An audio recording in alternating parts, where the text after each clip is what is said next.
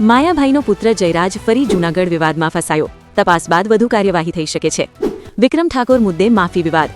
દોઢ ફૂટિયું કહેનાર વ્યક્તિએ માંગવી પડી માફી. કરદા આંદોલનના નામે ખેડૂતોને હોમનારા કાયર આગેવાનોનો અસલી ચહેરો. ભીડ ભેગી કરનારા ભાગી ગયા અને લાકડી ખેડૂતો અને ગ્રામજનોએ ખાધી. નમસ્કાર મિત્રો, તમે જોઈ રહ્યા છો ન્યૂઝ ભવન. જોતા રહો આજના તાજા સમાચાર. માયાભાઈના પુત્ર જયરાજ ફરી વિવાદમાં. ગિરનાર ખાતે યોજાયેલા ભવનાથ તળેટીના શિવરાત્રી મેળામાંથી એક વિવાદ સામે આવ્યો છે. લોકપ્રિય કલાકાર માયાભાઈ આહિરના પુત્ર જયરાજ આહિર ફરી ચર્ચામાં આવ્યા છે.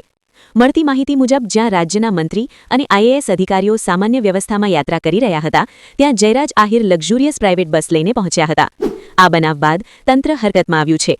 આ વર્ષે વહીવટી તંત્ર દ્વારા વીવીઆઈપી કલ્ચર પર ખાસ રોક લગાવવામાં આવી છે, છતાં નિયમોના ભંગના આક્ષેપો ઉઠ્યા છે. કહેવાઈ રહ્યું છે કે જયરાજ આહિર જેલમાંથી છૂટ્યા બાદ સીધા આ પ્રાઇવેટ લક્ઝરી બસમાં આવી પહોંચ્યા હતા. હાલ જિલ્લા કલેક્ટરે સમગ્ર મામલે તપાસના આદેશ આપી દીધા છે. આગામી દિવસોમાં તપાસ રિપોર્ટ બાદ વધુ કાર્યવાહી થઈ શકે છે. વિક્રમ ઠાકોર મુદ્દે માફી વિવાદ. હવે વાત કરીએ બીજી એક ચર્ચાસ્પદ ઘટનાની. ગુજરાતના જાણીતા લોકગાયક વિક્રમ ઠાકોરને લઈને વિવાદ સર્જાયો હતો, જેમાં ભાજપના નેતા દ્વારા કરાયેલા નિવેદન બાદ મામલો ગરમાયો હતો. જે વ્યક્તિએ થોડા દિવસ પહેલા જાહેર કાર્યક્રમ દરમિયાન ગાયક વિક્રમ ઠાકોર અંગે અપમાનજનક ટિપ્પણી કરી હોવાનો આરોપ લાગ્યો હતો. આ નિવેદન બાદ સોશિયલ મીડિયા પર ભારે પ્રતિક્રિયા જોવા મળી હતી અને ગાયકના ચાહકોમાં રોષ ફેલાયો હતો.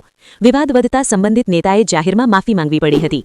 માહિતી મુજબ તેમણે વિડીયો જાહેર કરીને જણાવ્યું કે તેમનો કોઈને ઠેસ પહોંચાડવાનો ઇરાદો નહોતો અને તેઓ વિક્રમભાઈ પાસે દિલથી માફી માંગે છે. સાથે જ વિવાદિત વિડીયો ડિલીટ કરવાની પણ ખાતરી આપી છે. હાલ મામલો શમ્યો હોવાનું માનવામાં આવે છે, પરંતુ સોશિયલ મીડિયા પર ચર્ચા યથાવત છે. કરદા આંદોલનના નામે ખેડૂતોને હોમનારા કાયર આગેવાનોનો અસલી ચહેરો. ભીડ ભેગી કરનારા ભાગી ગયા અને લાકડી ખેડૂતોએ અને ગ્રામજનોએ ખાધી. જો સભાની મંજૂરી નહોતી તો કાયદાનું સન્માન જાળવીને વિરોધ નોંધાવી શકાયો હોત, પરંતુ વાડ શું આ આખી હિંસા પૂર્વનિયોજિત હતી?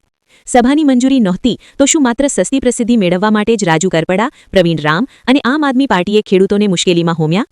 તો મિત્રો, આ ત્રણ મુદ્દાઓ વિશે તમારું શું કહેવું છે? કમેન્ટ કરી જણાવજો અને ચેનલ પર નવા હો તો ચેનલને સબસ્ક્રાઇબ કરીને વિડીયોને શેર જરૂર કરજો.